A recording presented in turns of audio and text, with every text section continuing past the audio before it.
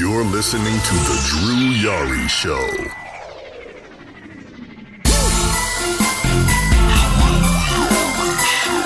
That's the wine and diner with kings and queens. You're looking at the man. You're listening to The Drew Yari Show.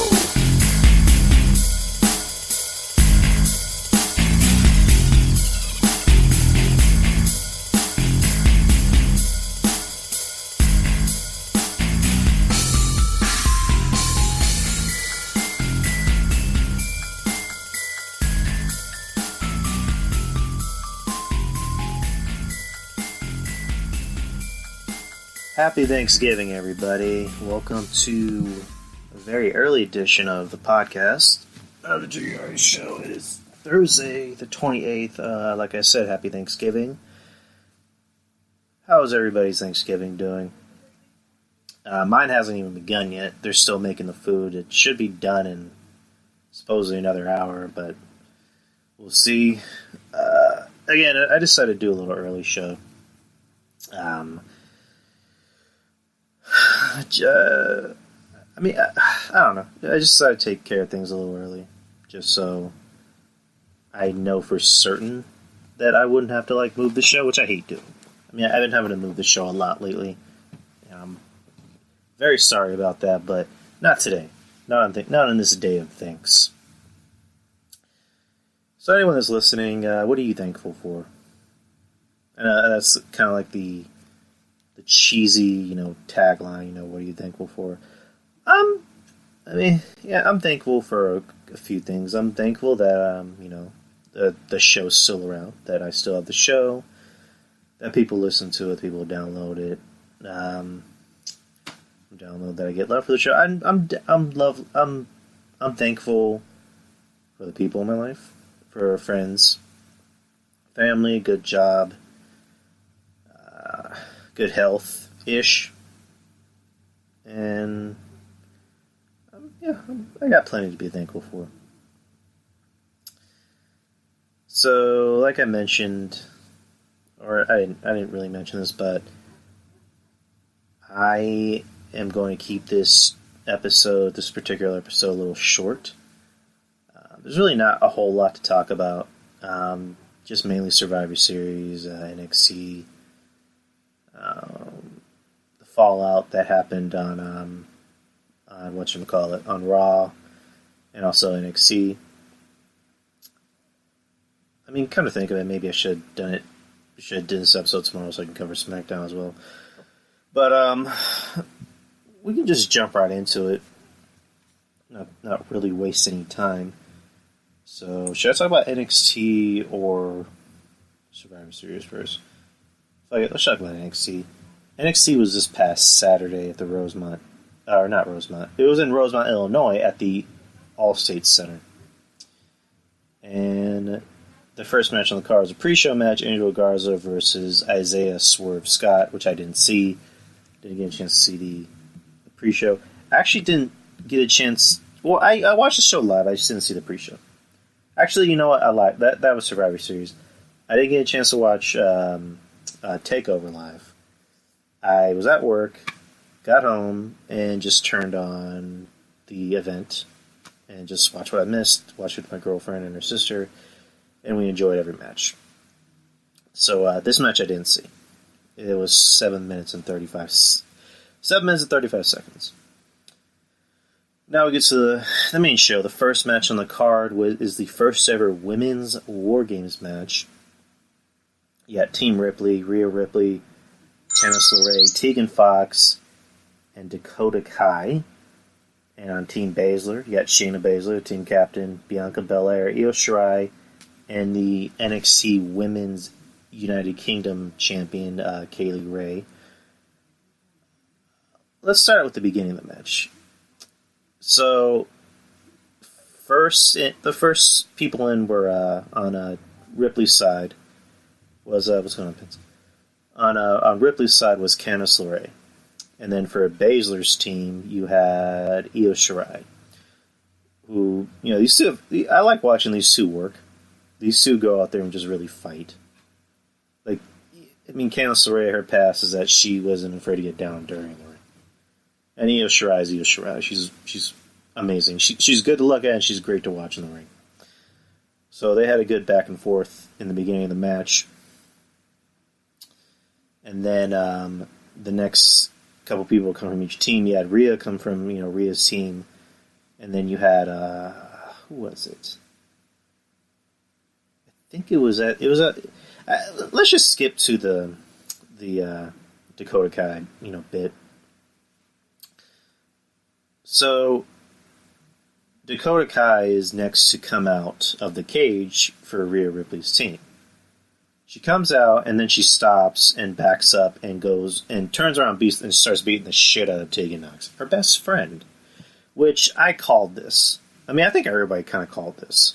The Dakota Kai heel turn, and I liked it. It was a lot better than I thought it'd be. So what happens is she turns around and starts beating the shit out of Tegan Nox, like really just beating the shit out of her, fucking up her leg, her injured leg, and she takes off the cast.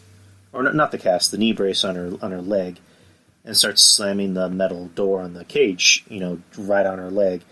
And Tegan is selling the shit out of this.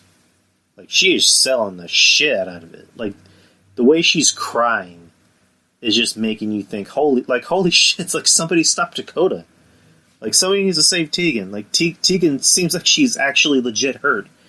And, and I already like Tegan. I like her even more because, she's good at selling. Not a lot of people could have sold that the way she did. And she did an amazing job at it. So, Tegan and Dakota are no more. Which we'll get to that later on. So, now it is officially 4-on-2. It is Baszler's team, which consists of Baszler, Belair, Shirai, and Ray, versus Rhea's team, which is just Rhea herself and Candice LeRae. And you're wondering, what's going to happen, or it's just going to be a squash match, which I was kind of hoping it wasn't. I was hoping, let them get some offense and make them look like they're going to win, but have, Baszler's team, throw out the final punch. And these broads are just beating the shit out of each other. Like, just straight up beating the shit out of each other. There's tables involved. Kaylee Ray, I thought did a really good job. I've never seen her wrestle. I've never even heard of her. I don't watch the UK show. I probably should, because from what I heard, it's pretty good. Yeah, the crowds, from what I've seen, love it. They're, always white hot for it. So I probably should start watching it a little bit more. Just a Scottish woman, yeah, there you go. She did a great job. Io, come on. Io's always going to do a great job. Especially that moonsault, spot off the top of the cage. Bianca always does a great job.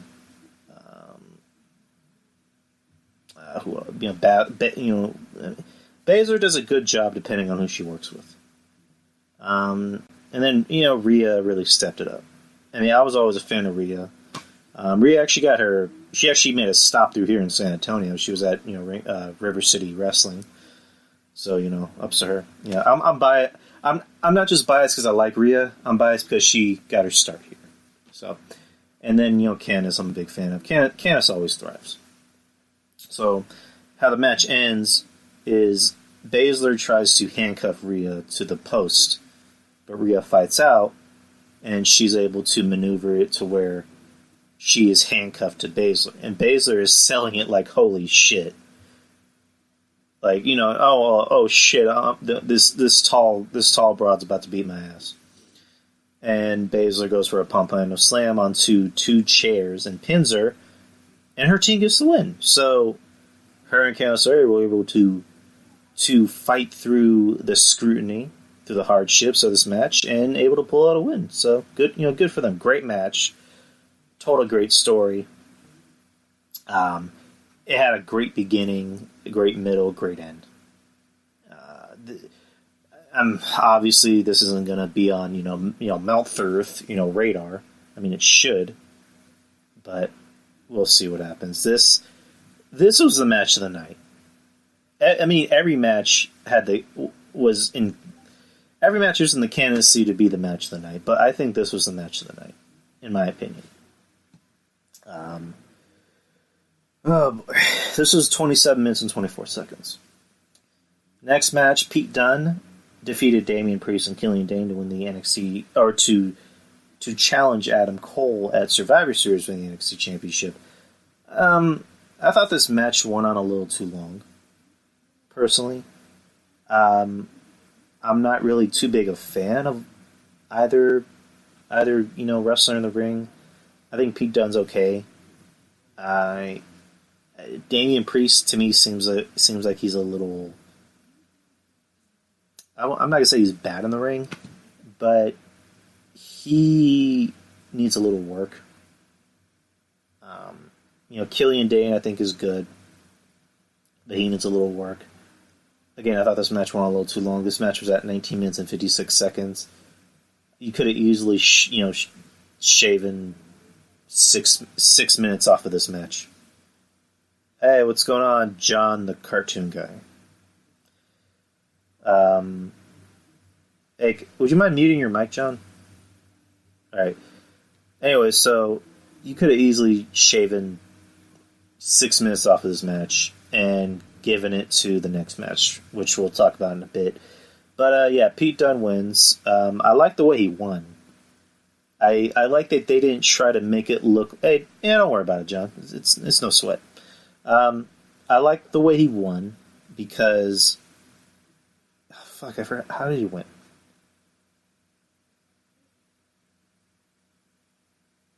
I need to watch the match again. I know it had something to do. I think Killian Dane, was going for a slam, and he had Pete Dunne on him, and then he slammed Pete Dunne into Priest. I liked how they went for that instead of, They made the win a little bit more believable for Dunne instead of, Dunne made Priest submit or he made Dane submit. It looked a little bit more believable for Dunne to win. And I already picked Dunne to win because I thought he'd be a better matchup for, someone like Adam Cole. So, next match on the card, you have Finn Balor and Matt Riddle. No, again, another great match. Great back and forth. My only pet peeve about the match, I wish it was a little bit longer. I had mentioned before, the previous match, they should have really taken 6 minutes from that match and given it to this. This really could have benefited from it being a little bit longer. 20 minutes even, or just 20 minutes in general. I picked Finn to win because, Finn has a brand new character. I mean, it's not brand new. It's not new, but for the WWE, it's new because he hasn't been a heel yet in the WWE. He's always been a face, and now he's this new Prince character, which I'm interested. Are they going to start calling him Prince Balor? I mean, because they can't call him Prince Devitt. I mean, they could, but I don't think they can. I mean, call him Prince Finn or Prince Balor. That'd be interesting. But Finn as a heel, I'm really digging because I had my reservations about it, and then I started watching old school, Prince Devitt matches, and I just look at Finn, and it's like I said before about Finn, and Pence remembers this. Finn is just a very good-looking guy. And I'm not trying to be fruity or anything, but he's too good-looking of a guy for people to root for. A guy like Finn, you should not be rooting for. He's talented, he's charismatic, yeah, but when you see him, you can almost imagine him. I'm messing up words. I don't even know why. You can almost just imagine being at a bar, and Finn's at the other side of the bar flirting with your girl. And in about an hour, he already has her dress down to her ankles. A guy like Finn Balor should not be a face. He was a prick in NJPW. I remember that, yeah. I remember that from what I saw. A guy like Finn should not be a heel. He naturally looks like a dick. I mean, for all accounts and purposes, Finn's a nice guy in real life. He's real friendly. He's very fan friendly. But he's a dick. He's the guy you should not be rooting for. The pretty boy, with the 6-8 pack abs is not somebody you should be cheering for. So he works as a heel. And his heel promos work better. Because, again, John Draper mentioned, his Irish brogue sounds a lot more prominent. Because, you know, as an American, and no offense, Prince, I'm just saying, like, this is like the stereotypical, you know, American view. You know, we assume people from Europe, you know, have this assumption that they think they're better than us. And that's not what I think, personally. I'm just saying that's kind of the stereotypical America type view on you know, guys from Europe. And that works perfectly for Finn. So I like this heel character, and I kind of hope it stays, you know, for as long as it can. Even though the crowd's already cheering the shit out of him. So I like his heel promos, I like his heel work and his character in general. You know, Matt Riddle, it almost seems like they're kind of not burying him, but it seems like they're kind of pulling him back a little bit. Because he's someone that's a star. Like, he's a star already. He can be on the main roster and be a star. But it almost seems like they want to kind of maybe pull that back and not give him too much. Not try and shove him down people's throats too much. They want to make him look human. They don't want to make him look like this unstoppable machine. You know what I mean? But I think this match really could have benefited and maybe been a little bit better if it was 6 minutes longer. But that's just how I saw it. The main event. The main event was Team Ciampa, the men's War Games match. Team Ciampa, Tommaso Ciampa, Keith Lee, Donovan Dijakovic, and mystery partner, which I'll reveal later on in the match. And Team Undisputed Era, which is Adam Cole, Bobby Fish, Kyle O'Reilly, and Roderick Strong. This match was 38 minutes and 26 seconds. So they teased in the beginning of the match who the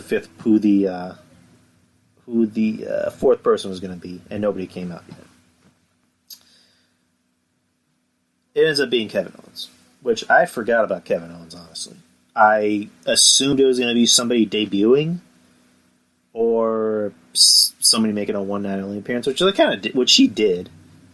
But it ends up being Kevin Owens, which the whole crowd went apeshit when Kevin Owens' music hit. And I got another thing about Adam Cole. He really has good facial expressions. Like, he can sell when he's pissed off. He can sell when he's scared. When Kevin Owens came out, he was like, oh shit. Like, he had that good oh shit look on his face. And I liked it. So Kevin Owens comes out to join Team Ciampa. And everybody in the ring just proceeds to beat the ever-living shit out of each other. You know, there's a good spot with Kevin Owens giving a... And here's the one thing I like about Kevin Owens before I talk about the rest of the match. He didn't take away from everybody else in the match. He didn't try to make the match all about him. In the end, it ended up being Ciampa and Adam Cole, you know, finishing the match off, and Kevin Owens, you know, focused on everybody else in the match. So I liked how they didn't try to make the whole match about Kevin Owens, you know, for the rest of the match. So, ups to that. So Kevin Owens, you know, goes for a frog splash on a table, which I believe either had Kyle O'Reilly or Bobby Fish, or might have been both. There's a pretty gnarly spot with fuck.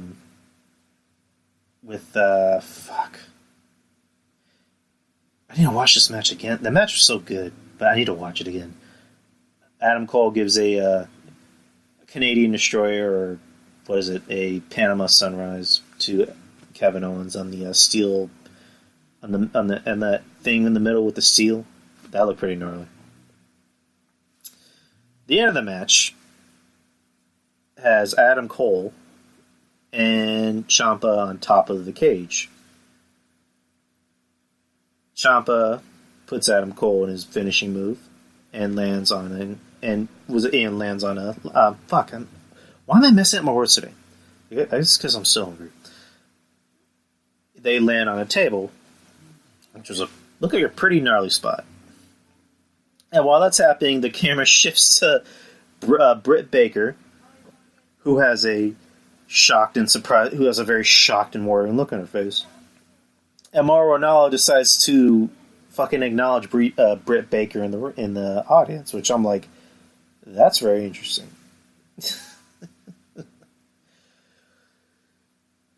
So yeah, nice spot, nice landing. I mean, obviously both guys are okay. I mean, Ciampa's okay, but Adam Cole had to be the one that got the worst of it because he's the one that had to land. I mean, yeah, they landed through a table, but that still had to hurt regardless. I don't care who you are. That looked like it had to hurt. That's going to hurt anyone.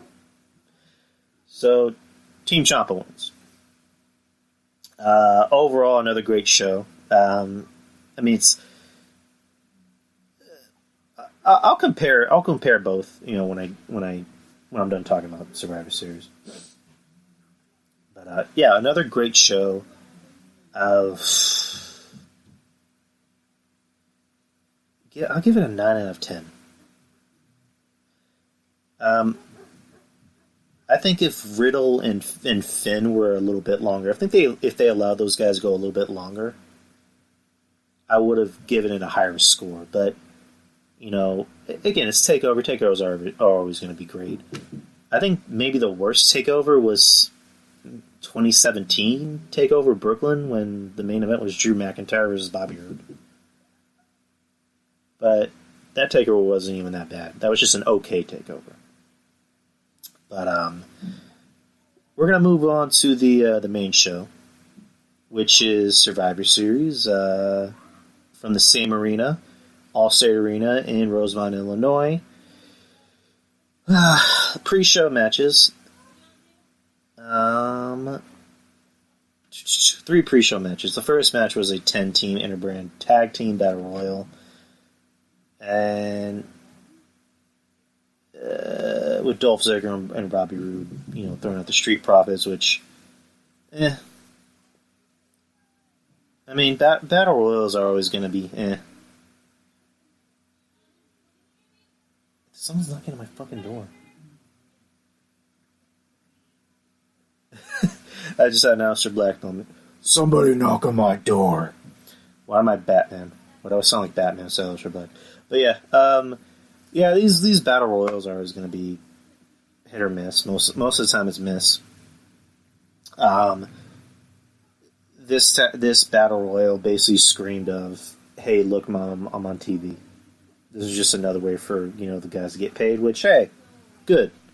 If it means the boys are getting paid, I'm all for it. But if you're gonna have a match like this, at least have a team that's actually over to win. I mean, the Street Profits are over. They're popular. They're good. How can your cats knock doors? They just scratch on it, dude. They just scratch the shit out of it. But yeah, Dolph Ziggler and Robert Roode win. This match was 8 minutes and 20 seconds. Moving on to the next match, Lio Rush defeated Akira Tozawa and Kalisto to retain the NXT Cruiserweight Championship. This match was actually the same time as the Battle Royal. I kind of caught a little bit of this because alright. So I was at work and I work in an office, so I just had the pay-per-view event. I just had the pay-per-view on, and I had the sound off for obvious reasons. So so I was kind of not really paying attention to the pre-show, to be honest, or just this match in general. So I didn't really see why Lio Rush should have lost this match because they weren't going to give it to just Tozawa. They sure shouldn't have given it to Kalisto. So that's about it. Moving on. Alright, so Triple Threat Tag Team Championships match, or Triple Threat match with the Tag Team Champions. From each brand, you had the Viking Raiders from Raw, you had the New Day from SmackDown, and you had the Undisputed Era, Kyle O'Reilly and Bobby Fish from NXT. 14 minutes and 35 seconds. This is an alright match. I guess I shouldn't say I'm surprised that a lot of people were assuming the New Day were going to win this match because it's the New Day. I didn't think the New Day were going to win this match. Probably because the New Day don't really need to win all the time. I mean, the New Day are at a point where if they lose, it's not really going to do anything. They're already established. So the New Day's fine. Between the Viking Raiders and the Undisputed Era, those are the two teams that really needed those wins more because the Viking Raiders, they're popular, but they still needed this win to kind of establish themselves.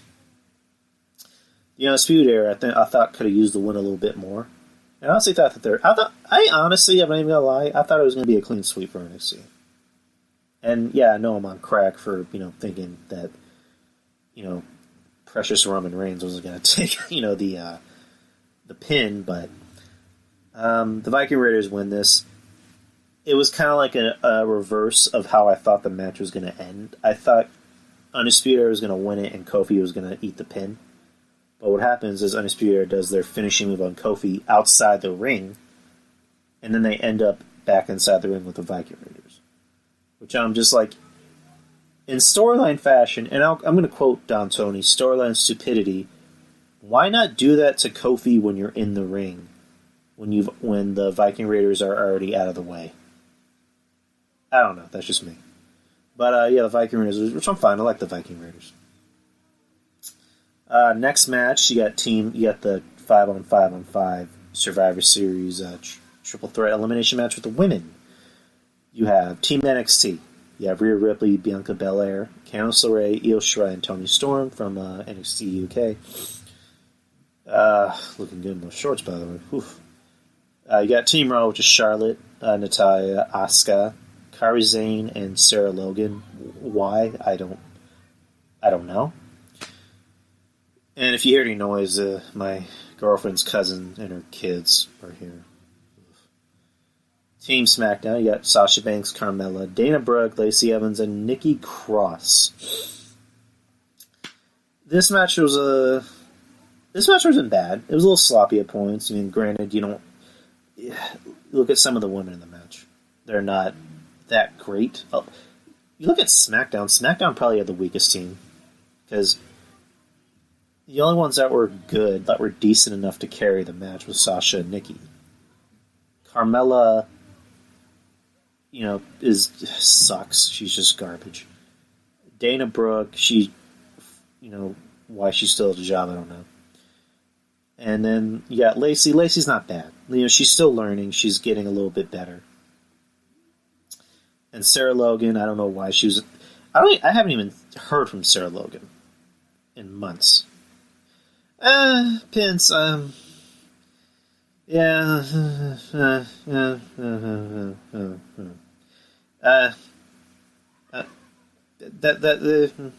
your opinion, Pins. I'll just leave it at that. She's a Viking. Yeah, she's married to one of the Viking Raiders. I know that.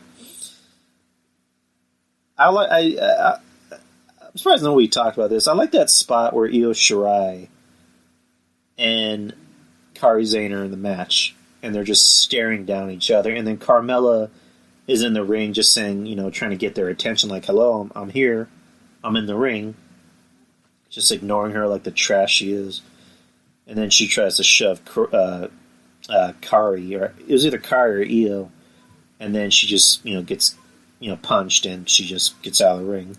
So that was a nice spot. There was a point in the match where Io and Tony supposedly got hurt, and then they went to the back and then came back at the end of the match. Charlotte tried to start something with Asuka, and Asuka ended up spitting mist in her face. And then that's when Lacey came in and pinned her, which I'm just like, wait, like, if you have mist in your face, shouldn't you be trying to get out of the ring and get that out of your eye? And yet you still have the wherewithal to get pinned. Like, how do you know you're not getting pinned?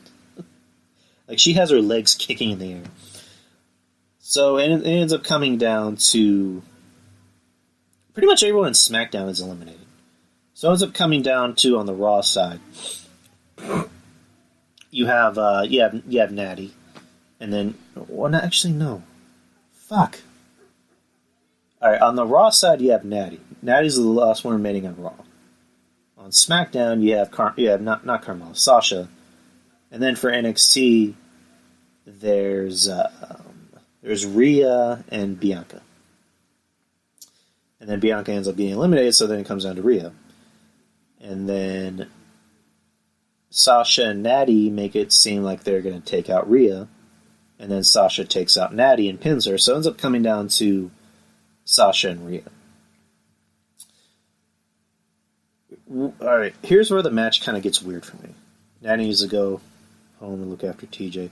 Well, I mean, I don't know if TJ even wants her home. Like, TJ doesn't seem like he's attracted to her. He looks like peanut. He looks like vagina makes him want to throw up. Like, I don't know. Like, he refuses to have kids with her. So Rhea and Sasha duke it out, which I'm just like, okay. I mean, I get it that Sasha is supposed to be on the main roster and that being on the main roster makes you more superior, but it's like, Rhea looks like a killer. She literally looks like she could have been in the Terminator movie. She looks like a fucking killer. And Sasha is like the size of one of her legs.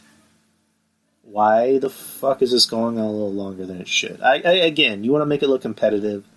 You don't want to make them look. You don't want to make the NXT, girls look too good. You want to kind of make it seem, she's in the ring with a great champion like Sasha Banks, and it's like Rhea could have just went in there and beat the shit out of Sasha Banks. She could have booted her, gave her a big boot and just 1, 2, 3. That's it.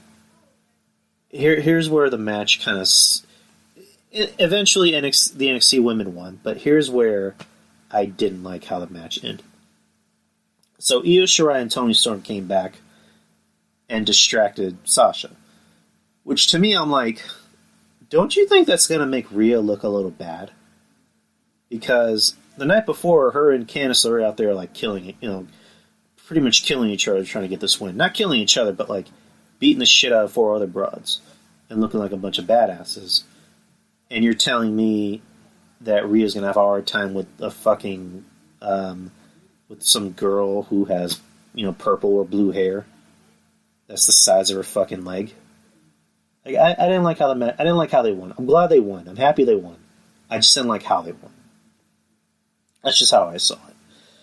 I'm surprised nobody else picked on it. This match was 28 minutes even. So that is the second win for NXT. I'm not going to keep tally because it's just going to be too confusing. So you got the the next match on the card, which was Roderick Strong, the North American champion for NXT. You got AJ Styles, who's Raw's United States champion, and Nakamura, who's the SmackDown Intercontinental champion. This match should have been a little bit better than it was presented. I don't get why they just didn't let these guys go out there and work. Like, why? Especially if you have guys like AJ in the ring. Especially if you have Roderick Strong. Especially if you have Nakamura. This should have been the match of the night. This should have been a match of the year candidate. This should have been a Meltzer Thick Thar, spectacular. No, it should have been a lot better than it was. I don't see why WWE can't. Like, I get it. They have to choreograph the match. You have to script it, whatever. But let these guys call it in the ring. Like, give these guys bullet points on what to work with, and just let them call it in the ring. Like, you really could have had you really had the opportunity. The opportunity for this show to be better than TakeOver was there. But for some reason, the main roster they refuse to let the wrestlers call their matches in the ring. I don't know why. But not my favorite match. I was a little disappointed in it. 16 minutes and 45 seconds. Roderick Strong wins, which I was surprised about that. I picked AJ to win. Next match, you got Adam Cole, Bebe, defending the NXT Championship against Pete Dunne. Eventually he wins. His match was 14 minutes and 10 seconds. Pete Dunne just really likes fingers, doesn't he?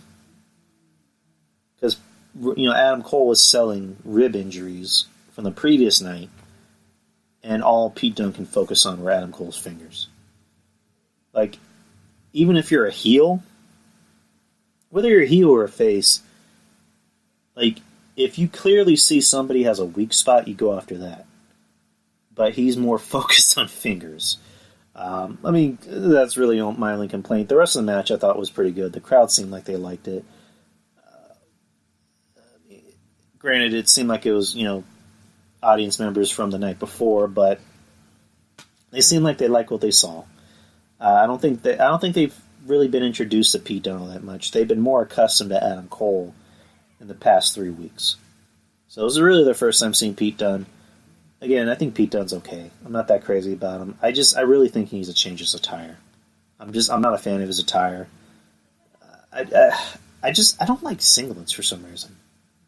Unless you're a big man, you really should not be wearing. In my opinion, unless you're a big man, I don't really care for singlets. A big man or a woman, but I don't really care for singlets. I don't know why. It just looks weird. So Adam Cole gets the win, which is, not that surprising. I mean, they're not going to have Adam Cole drop it on a WWE pay-per-view to Pete. Or if he's going to drop it to somebody, it's going to be somebody bigger, like a Finn or a Ciampa. Or even a Gargano. I don't know. So you had the next match, which was The Fiend defending the Universal Championship against Daniel Bryan. For the love of Jesus, can they please turn off the red lights? Like, I get why they have to use the red lights. Like, he's supposed to be this comic book supervillain. I get it. But the red lights are super fucking distracting. Like, they really take me out of the match. Like, okay, here's the best way you can use the red lights. Obviously for his entrance. But use it in certain points in the match. Don't use it during the whole match, because I feel sympathy for anyone who's there live and has to experience that shit. So I'm pretty sure it hurts people's eyes, because the whole time you're having to squint, what the hell's going on? Who am I looking at? Here's the best way you can possibly use it. When the Fiend is out of control, when he's about to just beat the shit out of people, then that's when you use it. Or if he's coming out to beat the shit out of somebody that's talking shit, that's when you use it. Don't just try not to use it during a whole wrestling match. I thought this was probably his best match as the Fiend. His series of matches with Seth, I didn't really think were that good. You have someone like Daniel Bryan, who's always going to make something look good. I like the offense here again. I liked how they didn't make Daniel Bryan look scared, like they did with Seth. And we'll talk about Seth in a bit. But Daniel Bryan looked like he was more pissed off than scared. Like, this guy won't go down. What the hell? I'm giving him everything I got. He won't go down. And again, it was a good match. It was the best match that The Fiend has had. And you had a guy like Daniel Bryan bring it out of him. And the finish I liked too, because I liked how he did the mandible claw, which was, he didn't use it as submission. He used it as more of a way to take somebody down and then pin him. Because he took one of his arms and then pinned his legs against him to use it as a pinfall submission, which I thought was pretty cool. I like it. But I seriously hope they stop it with the red lights already. It's just, I have a feeling that they're getting a lot of complaints about it. This match was 10 minutes and 10 seconds. So, makes sense. The Fiend should not be out there having 30-minute wrestling matches. Next match, which was probably the match of the night. The men's Survivor Series Triple Threat. For SmackDown, you had Roman Reigns. You had Braun. You had Braun Strowman. You had King Corbin, Mustafa Ali, and Shorty G, which I hate that name. And then for Raw, you had Seth Rollins, you had Drew McIntyre, Kevin Owens, Randy Orton, Ricochet. For NXT, you had Tommaso Ciampa, Damian Priest, Matt Riddle, Keith Lee, and Walter. To begin the match, Seth Rollins was wearing this, I don't know if it was a basketball jersey, or it looked more like a baseball jersey than a basketball jersey, where it's kind of reminiscent of a Michael Jordan, Chicago Bulls jersey, which, that's where Survivor Series was, which was in, Chicago. And he still couldn't get cheered. To me, that's just the most cringy thing he could do. That's probably one of the most cringy things he's done lately, is try to placate to the crowd even though they hate him. I don't even think Roman tried to do that. But yeah, the whole Seth thing is just, it needs to end. I'm glad it looks like it's coming to an end. But the beginning of the match, Walter, who's over as fuck, ends up getting eliminated, like quick, by Drew McIntyre, which bad choice by WWE. Bad choice to have him eliminated. If you're gonna have anyone that should have got eliminated first, should have been Damian Priest. It should not have been Walter. Why was Damian Priest even in this match? Why wasn't Dijakovic in this match? It would have made 10 times more sense to have Dijakovic in this. Dijakovic has proven himself a lot more on NXT lately than Priest has. Priest hasn't really done really much since being in NXT. Dijakovic's been in a lot more high-profile matches in NXT. The crowd knows who he is. So why not put him in there? He would have been more beneficial to the match, from the show standpoint, because he's, what is he, 6'7", 6'8"? Having him go in there and, appear next to Drew McIntyre, who's, the same size, same height, and Braun, that would have been good. That would have been good for him. That would have been good rub for him, but for some reason they put Priest in there. I don't know why. I'm not crazy about Priest. I already mentioned that. So Walter gets eliminated quick, and the whole crowd did not like it at all. You eliminate the NXT UK champion, a guy who looks like a legit fucking killer. Like, why? But, man. So he gets eliminated. I can't really remember the eliminations by heart. I'm just going to look at everyone's name and see how they got eliminated. I know Braun got counted out, which that makes sense, because who are you going to have pin Braun and make it look believable? I mean, you could have did a bit where, Team Raw and Team NXT takes turns on, not really a cold, I'm just, clearing my throat. I'm not sick, I promise you, but, I just ate something. I didn't eat dinner yet, but I had a little snack, and it's just, it's coming up. I'm starting to get a cold, I think, so I need to stock up on allergy meds. But it would have been interesting if Raw and NXT were taking turns on, using their moves on Braun, and then they eliminated him. That would have been interesting. But they count him out, so that works. There's a nice little spot where Braun and Keith Lee literally run into each other. And then when that happens, Drew McIntyre does a Claymore kick to Braun outside the ring. And then gets back. Him and Keith get back in the ring because they're the legal men, and then Braun gets counted out. What's next? King Corbin eliminated by... He actually technically got eliminated by Roman, because Roman took him out, and then Ciampa pinned him, which I thought was kind of funny. Mustafa Ali ends up getting eliminated by Seth. Shorty G... What did he get eliminated by? Oh yeah, Kevin Owens. There's a nice little spot where Kevin Owens is going for a frog splash, and he's looking at Ciampa, he's looking at Shorty G, and then frog splash him, and frog splashes him, and then pins him, and then he gets eliminated. So, team... Okay, who else got eliminated? Seth... let's just talk about the rest of the match. Head cold suck, fighting congestion myself gives me my effing voice. Yeah, I tend to get sick around this time, unfortunately. What can I do? So, a good little back and forth. It ends up coming down to... Seth is a head cold for everyone. Yeah, he is. Randy Orton eliminates Damian Priest by RKOing him. And then Matt Riddle ends up pinning Randy Orton, and then pins him, eliminates him, and then Randy Orton RKOs Matt Riddle after he's, while he's celebrating that he pinned him, and then Corbin pins Matt Riddle, which that pissed me off. I get why it happened, but it still pissed me off. Ciampa ends up getting I think he got pinned by either by Roman or Seth. I know it was one of those two. Because I know both of them use their move on him. So on Team Raw, it comes down to Seth.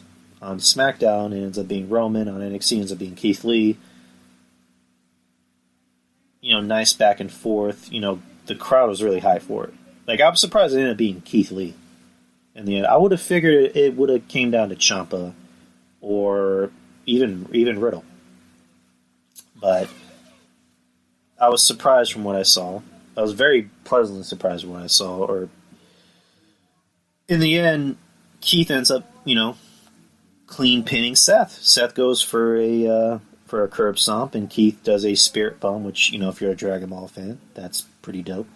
Which is a sit-down power bomb, or a variation of the Batista bomb. Pins Seth.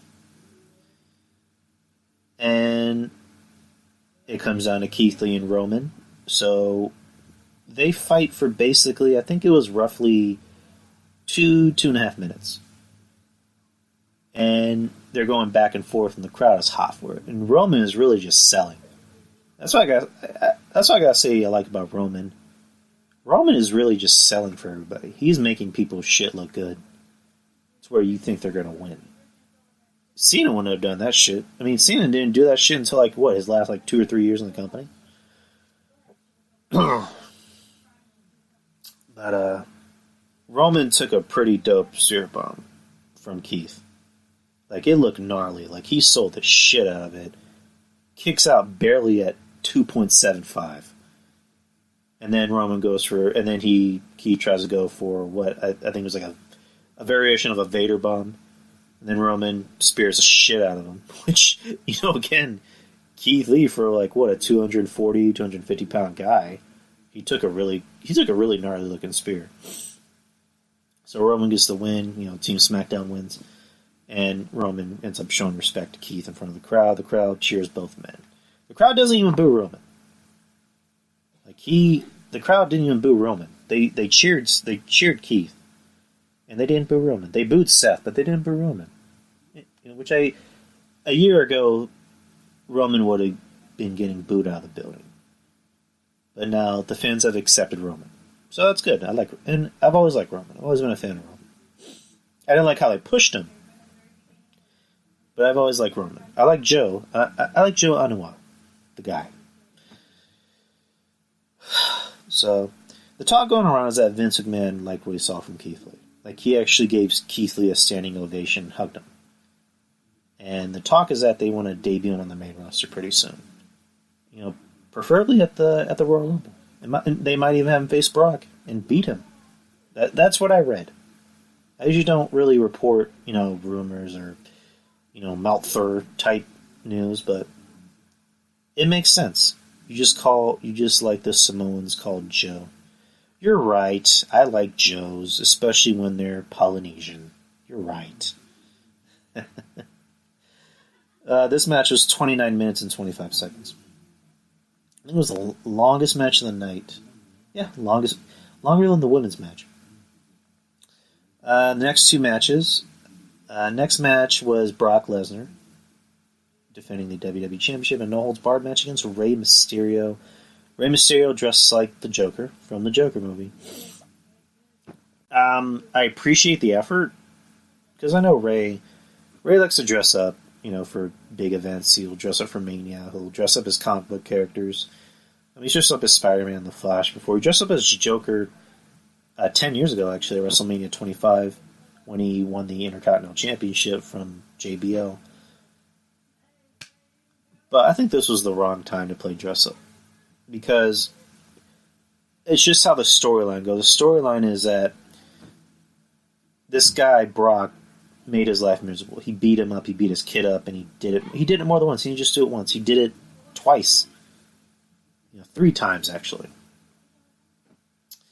And it's in storyline fashion, especially since it's a no-holds-barred match, shouldn't be going out there with just your regular mask and in a t-shirt and jeans with your paper towel holder lead pipe. Wouldn't that make more sense? Instead, you decided to go out there and look like the Joker, which, again, I don't have a problem with it. I just think it was a bad call to wear it in this event. Because it's like, babe, I'm gonna get revenge on this guy. He humiliated me. He humiliated our son. He made our family look bad. Anyways, give me my clown nose. Like, you know what I mean? So it was just bad placement on Ray's time. He should have saved it for another event. But Brock wins, of course, which we all knew Brock was going to win. During the match, Dominic interferes, tries to throw in a towel, and then Ray, he shouldn't have cosplayed in general. He should have just came out there wearing one of his regular masks and like his t-shirt, or not even a t-shirt. Just come out in like jeans, look like a badass. Come out with your lead pipe, and that's it. That's just my opinion, Vince. But Dominic comes out there and tries to throw in a towel for his father. Brock tries to choke him again, and then Ray comes up and low blows him. Dominic low blows him. Ray takes his lead pipe and beats the shit out of Brock with it. Dominic comes in with a steel chair and starts beating the shit out of him, with the steel chair, which he looked good with that steel chair. Like, I don't know how much training Dominic has gotten, but he looks good. He looks decent in the ring. And I know it's weird saying he was able to swing that chair pretty good, but that's why they say leave it to the pros. And Dominic looked good, getting those steel chair shots in. And so they both go for a double 619, which I thought was a nice moment. Father and son 619. They both go for frog splashes, onto Brock. Not at the same time, like Brock did. Dominic did a frog splash, and then Ray did one. Goes for the pin, and then Brock kicks out. He just gets up and beats the shit out of both of them. He suplexes the shit out of Dominic, and then he F5s Ray, and then wins the match. And that's it. Again, and the match went the way I kind of thought it would. There really is nobody that thought Ray was going to win. This was just a way to give Ray kind of that last hurrah, like his last big run. Because I doubt Ray is going to... I would think a year from now Ray's going to call it quits. And Dominic's going to kind of take over the reins as the new Mysterio. Or maybe even not. I don't know. But we move on to the main event. Wait, how long was the match? Wait, I just had the poll up. The match was 7 minutes even. So it makes sense. It was a Brock match. So we go to the main event. Triple Threat Women's match. Shayna Baszler, the NXT Women's Champion, versus Becky Lynch, the Raw Women's Champion, versus Bayley, who came out wearing some weird Middle Eastern garb on her head, who was the SmackDown Women's Champion. Which was the main event of the evening, which I was very surprised about. The match was 18 minutes and 10 seconds. The crowd did not care about this match. The talk is that Vince didn't like the match, which, duh. I don't know who convinced him to make this the main event. It was just not a very good match. This really should have been maybe the second to last match or middle of the card match. The Men's Survivor Series match should have been the main event. Because it was pushed more. The idea of, the NXT versus NXT versus Raw versus SmackDown, the big men's match, it was pushed more. It ended all 3 shows. Like, it closed out Raw, closed out SmackDown, closed out, I was about to say Friday Night SmackDown. And NXT. If I'm repeating myself, I'm sorry. I tend to do that when I ramble on.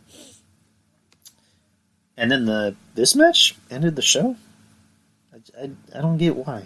I don't get it. I saw this match and went, this is definitely going to be second to last, or it's going to be middle of the card. Because it would have been interesting if it was just Becky and Shayna. Bayley, at this point, the only thing I care about is seeing her in those shorts. or just in those tight pants.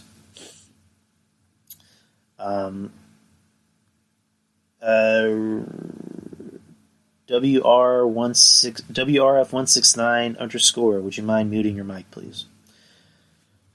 Yeah, Bayley she had that big heel turn, and she got her Karen mom haircut, and that's really all about it. Really, that's really about. Fuck, I don't know why I'm fucking more saying. That's really all she's done. She hasn't really done anything else besides become a heel and destroy her Bayley, balloon putties or whatever the fuck you want to call them. So she, Karen mom haircut with a really just nice ass. That's really her only appeal to me. Hey, you want to call me a pig? Call me a pig. But that's really her only appeal to me. Shayna winning, I'm glad. But, Becky... What I didn't like about Becky in this match, the first thing was that after the match, Shayna won the match fair and square. She made Bayley tap out. And then she attacked Shayna to make it all about her. Which I'm just thinking, doesn't this make Becky look bad? Doesn't this kind of make her look like a sore loser? I don't see why they needed to have that happen. And John Draper brought up a good point about Becky. She's not as over as people think she is, and I don't think so either. It's just she's very talented. She's very popular amongst the fans. There's no doubt about that. But I think after seeing Rhea Ripley, I think the fans are starting to kind of see through the gimmick already. Because Rhea legit looks like a badass. She legit looks like someone who could beat the shit out of people. Even guys. John Draper is more over than Becky. I don't know if... I'm thinking... Maybe I should use that as the title for this episode. John Draper is more over than Becky. Becky's just not... She's not that popular. And I love Becky. I love Becky to death. I've always been a Becky fan. But she's just not that popular. She's not as popular as people think she is.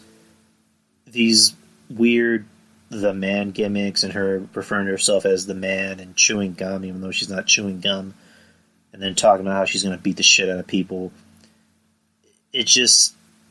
Something is not working for her. I don't like it. I personally think she needs to turn heel. Do what Seth is doing. Do what Seth did on Raw. Have her turn heel. Do something, because I think you need to get that title off of her already. That title needs to come off of Becky. Yeah, I mean, it's just a gimmick, Vince. I mean, who would you put it on, though? I mean, kind of like the obvious thought going around is that it could be Ronda. Ronda's coming back. I mean, she's still hurt. She's still nursing that injury, because I know she almost chopped up her finger pretty much. But the Becky thing is not working anymore, especially with Rhea. Especially now that people know who Rhea Ripley is. They're like, oh, so that's who Becky was supposed to be, or that's what Becky is supposed to be. But the main event was not very good. Bad thought.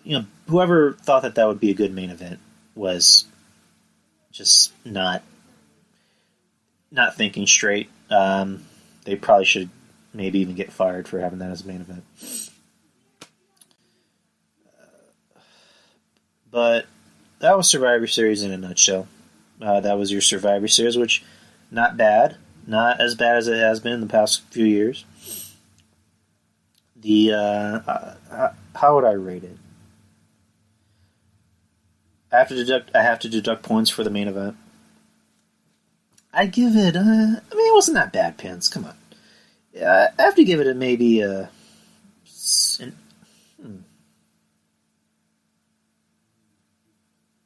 I'll give it maybe a 7.5 out of 10. a strong C+. And highlights and lowlights, it wasn't that bad, Vince. I mean, it really wasn't. You're entitled to your opinion just like everybody else. I'm just saying, I don't think it was that bad. Compared to recent years, it wasn't that bad. But, again, I sound like a broken record. TakeOver was better. TakeOver was better than Survivor Series. I mean, they had the opportunity to make this maybe on par with TakeOver, but again, they like to book the whole match. Instead of just saying, hey, go out there and focus on A, B, C, and D and figure it out, and then figure out the rest of the match. Instead, they go, okay, so you're going to do a top rope suplex, and you're going to do another suplex, and you're going to do a suplex and a super kick, and then another super kick, and then a super kick on top of the rope. It's like, just let these guys call a match, especially when you have guys like AJ Nakamura and Roderick Strong in the ring. Let them call a match. They're capable of doing it. I thought the men's match was pretty good, especially, the ending with Lee and Roman, which is something I wouldn't mind seeing to someone down the road.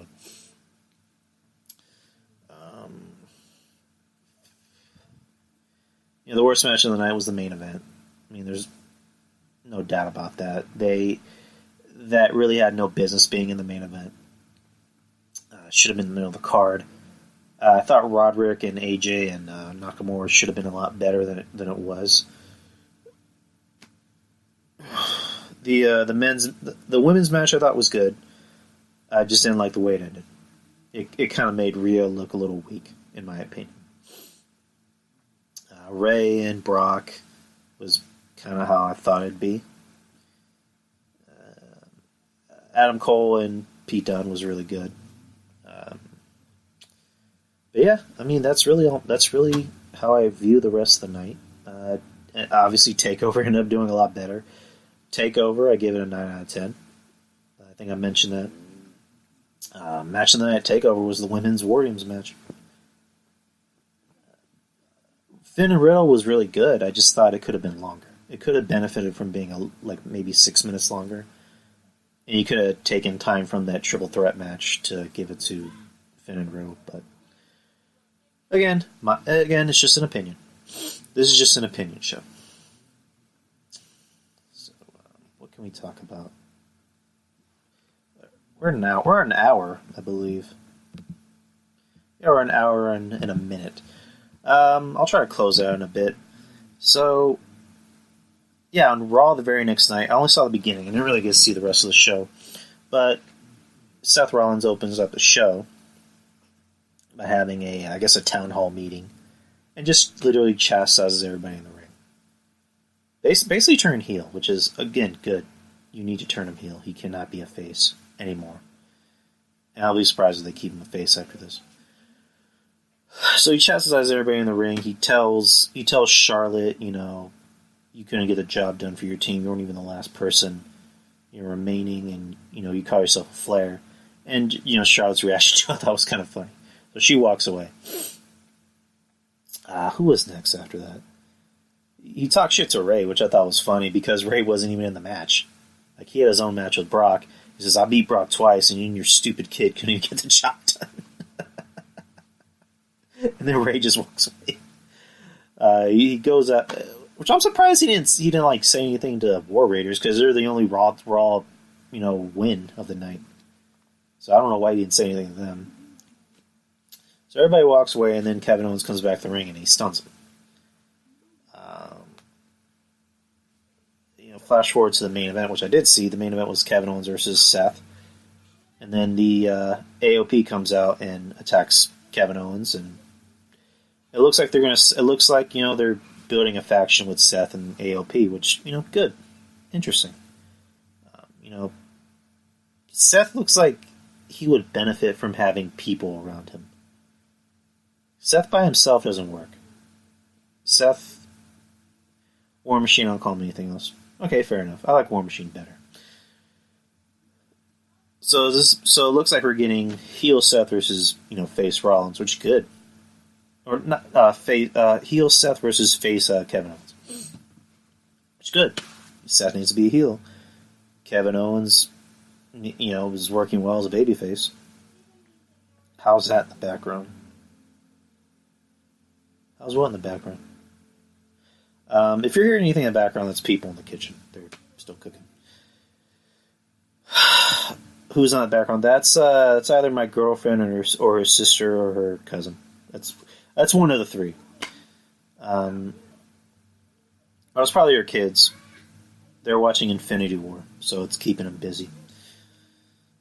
But it looks like we're getting heel Seth versus face Owens. Seth with AOP. Does that mean Kevin is going to line himself with, War Raiders? That's interesting. That's a very interesting tandem. And then NXT from last night. I watched it, loved it. Great show, as expected. Beginning of the show has a Josiah Williams come out and do a hippity hop rap song. Yeah, I did say hippity hop, by the way. With everybody in the NXT locker room coming out and celebrating that NXT went over at Survivor Series, and then NXT Era comes out and says, what the hell are you guys doing? Why are you celebrating? We're the ones that really won. And whatchamacallit? Tommaso Ciampa talks a little shit, and then Finn Balor comes out and talks a little shit, and then Tommaso Ciampa challenges him to a match later on, and Keith Lee gets on the mic saying, that sounds like a good match, and then he points on his spear saying, get your asses in the ring, let's wrestle. It was announced that it was Keith Lee and Donovan Dijakovic versus the Undisputed Era for the tag titles. During the match, Bobby Fish gets hurt. I think it was his leg. Keith Lee throws Bobby Fish out onto Kyle O'Reilly, and he hurts his leg. So he had to leave, and then they replaced him with Roderick Strong. Good back and forth action. There was a nice spot. Oh my God. Again, props to Adam Cole for taking this spot. He comes out to try and, distract. And then Keith Lee, tackles him literally into a row of people, which they're obviously wrestlers. They're obviously, trainees. But Adam Cole really sold the fuck out of that bump. It was so funny. It was the funniest thing I've ever seen. And Adam Cole just sold the hell out of it. And props to Adam Cole. I need to see that spot again. Me and my girlfriend and her sister were watching it. We were just laughing at that spot. Oh my God. And in the end, Undisputed Era ended up getting the win and retaining their titles. What else happened in the night? There's a Trevor Lee promo, which you had NXT Cruiserweight title. You had Leo Rush versus Ozawa. Kind of what you figured. Okay match. Rush is going to win. You had Dakota Kai versus Candice LeRae. Candice LeRae she had a nice promo. She said, I think she said something along the lines of, Dakota Kai is not getting her friend Candice LeRae tonight. She's getting Tegan Nox's pissed off older sister, which I thought was a nice promo. I assumed it was going to be some type of squash match to kind of get Dakota Kai over as his vicious heel. But then you remember, wait, Dakota Kai's not big. She's not tall. She's not big. She's kind of on the same size as Candice LeRae. So they went out there and had a nice little competitive match. It ends with Dakota Kai hitting Candice LeRae in the face with the knee brace. With Tegan Nox's knee brace, no less. And she proceeds to beat the shit out of her with it, even though the referee's telling her not to. Rhea Ripley comes out and stops it. She ends up chasing Dakota Kai out of the ring. Next match was... I'm forgetting the names. It was the Asian bride with the big legs that broke NXT Carmelo's face last week. Somebody help me out. Victoria something. Anyways, I had a match. It didn't really mean anything, and the Asian chick won. And During the match, Shayna Baszler and her two goons came out and watched it, and afterwards they beat the shit out of her. And then Shayna Baszler just kind of like talk a little shit, saying, you know, I'm a 2-time NXT Women's Champion. I'm the first, person to do that, and I'm better than everybody in the ring. Nobody can beat me. And then Rhea comes out, talks a little shit, and says, you pretty much saying I can beat you. Let's say we fight for the NXT Women's Championship, and that's really about it with that promo. You had Mansoor versus the dude from TM61. I'm sorry if I don't remember all these names. It seems like there's 300 people in NXT. You get someone new every week. It was a decent match. And then we'll just move on to the main event. The main event, Ciampa versus Finn. The match was alright. Actually, it wasn't alright. It was really good. Very, very good match to watch. I kind of wish it was a little bit longer. I don't know. When I see guys if I see a match like Ciampa and Finn, I'm like, this should just be a match on a takeover. Like, you shouldn't be giving this match away for free. Like, come on. That's just how I view it. They had a really good match. Ends up with Adam Cole coming out. He tries to hit someone in the face with a belt. The belt drops in the ring. Finn does his not coup de grace. What's the name of that? Pince. I think you might know. What's the name of that move that Finn does? That DDT, that kind of inverted DDT. Is it called 1925 or 1915 or something like that? I'm sorry I can't remember all these names by heart. It's called 1950. I'll just call it 1925 or whatever. So Ciampa and wins it. Adam Cole comes out. Him and Finn, smile at each other, which they kind of tease. Is Finn going to be the new member of the Undisputed Era? They're going to reform the Bullet Club, and then Finn does a Pele kick to Adam Cole, which is kind of funny. It's kind of insinuating that he's going to be next in line for that title, which Finn is the NXT champion again. That'd be dope. I'm all for that. So that was NXT. Another great show. Watched a little bit of AEW. I didn't watch the whole show. I watched the beginning with the Jericho celebration, which I thought was funny. I thought it was so fucking good. There's no way you can take that title off of Jericho anytime soon. What is it? The Proud and Powerful. They give him a Boricua set. They give him chanclas. I'm not Mexican at all, but I date a Mexican girl, and one thing she will tell me is that chanclas, were used as a weapon, especially by their moms. They will beat the shit out of you with a chancla.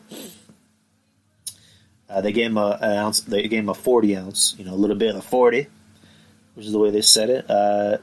They gave him a Boricua flag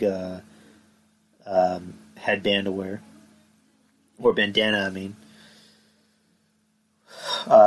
Sammy Guevara came out with a cutout of him and Jericho posing together cheek in cheek, which that was kind of funny.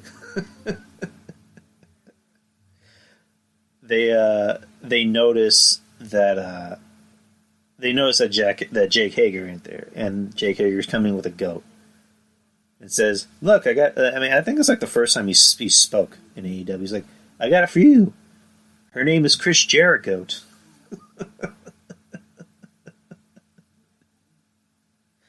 That was too funny. And apparently anyone who was in attendance got a coupon for 50 cents off of a La Champion Chris Jericho shirt on Pro Wrestling Tees, which, that's a nice looking shirt, I'm not going to lie. I'm tempted to buy it. Too bad I wasn't in Chicago, though. Could have used that 50 cents off. Chris Jericho's dad, Ted Irving, famous hockey player from the New York Rangers, came out talking a little shit to the Chicago crowd, saying, it's good to be back in New York. And he's like, oh wait, I'm in Chicago. I used to beat Chicago all the time. Blackhawks suck. They've always been wimps. It was a nice promo. And then he brings in Justin Roberts to read the letter that AEW gave him saying, thank you, you've been a great champion. And he tells, Justin Roberts, I don't like your tone. And they just proceed to beat up Justin Roberts. And then SCU comes out and makes a save. The rest of the show I didn't really see. I need to kind of finish the rest of the show, but I only saw the beginning. The beginning I thought was funny. Again, Jericho, there's a reason why he's champion, because he gets it, and he has more of a personality than mainly anyone else in the company. I mean, MJF, is second to him, but I don't really see anyone else taking that title. Maybe Moxley. I don't know. But yeah, that's really the show. That's really all I had to talk about. That's really all I really have to talk about. There's really nothing else I have on par. Hopefully everybody's having a good Thanksgiving. Hopefully everyone's eating plenty of turkey, plenty of stuffing, sleeping, doing whatever it is you do on Thanksgiving. Thank you to everybody that came to the chat room. Thank you, John the Cartoon Guy. Thank you, Pence. Thank you, WRF169_. I hope I pronounced that right. Shout outs to the Wrestling Soup. Shout out to Don, Tony, Kevin Castle's show. Shout out to Trez, who's on one of their Patreon shows with Kevin, Dark Chronicles. Make sure you head to both Patreons. They're only $5. It's not that expensive. Shout outs to Julian and Rob, who just did a show yesterday and I'm playing. I'm not that petty sometimes. But shout out to them. They're good dudes. I love them. Shout out to Ruben, Prime TV. I need to get him back on the show pretty soon. Shout out to B-Show Brian, who has his horror podcast on I believe Spreaker. It's a horror podcast. It's called Reanimated, I believe. Architect Podcast. Shout out to Peter, the Peter position. And really just shout out to everybody. Shout out to everybody who listens to the show, who supports it, who shows love, who shows up to the chat rooms, and who downloads it, and who just, every now and then, will just come in to say hi. Shout out to everybody. Happy Turkey Day to you too, John. And just happy Thanksgiving to everybody. Hopefully everybody has a good day, and drive home safe, and eat plenty of turkey. And if a strange man offers you drugs, you take it. And don't do anything I wouldn't do, and definitely don't do anything I would do. I'm gonna need to copyright that. Anyways, guys, take care. I will see you next week, same time, same channel. And I'll be back next week at the accurate time, which is 6 p.m. But take care, guys, and peace out.